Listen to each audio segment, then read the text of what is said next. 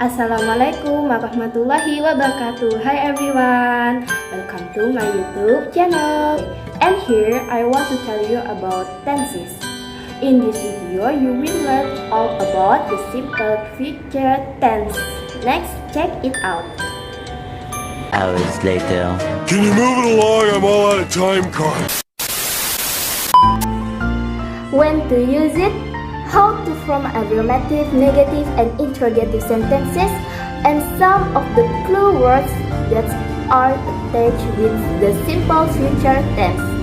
The simple future tense is one of the easiest tenses in English language. We use the simple future tense to tell action or event that are taking place in the future to deliver a time later than now. Now, let's see how to form affirmative sentence. The simple future tense composed of two verbs. The helping verb will.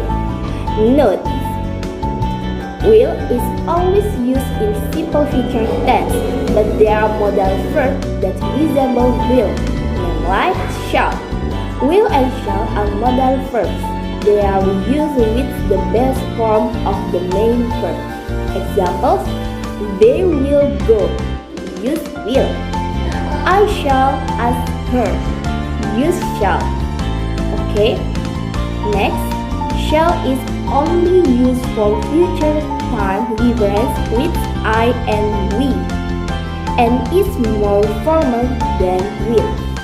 And the base form of the verb is also formed with the use of the verb to be, is, or are, followed by going to, and then the base form of the verb. Both of them can be used interchangeably. Will is mostly used to describe a future action that you have decided at the moment of speaking. Going to, on the other hand, is used to talk about an action that was already decided before the moment of speaking. Now, let's take a look at some examples. I will visit my grandma next week.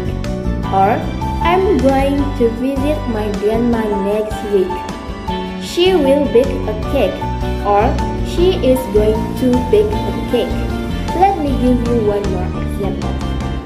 They will meet the principal tomorrow. Or, they are going to meet the principal tomorrow. Well, now that you know when to use it and how to form affirmative sentences, negative sentences are typically formed by adding not after the helping verb will, and we usually construct will not into one. Let's take a look at the previous examples and change them into negative sentence. I won't visit my grandma next week. She won't bake a cake. They won't meet the principal tomorrow. Add not after the helping verb is or are to make this clear. Let's take a look at the previous examples and change them into negative sentence. I'm not going to visit my grandma next week. She is not going to bake a cake. They are not going to meet the principal tomorrow. Well, now that you know how to form affirmative and negative sentences, let's see how to form interrogative sentences. Start with the helping verb will, followed by a subject and then the base form of the verb. Example: will you call me? Will she cook?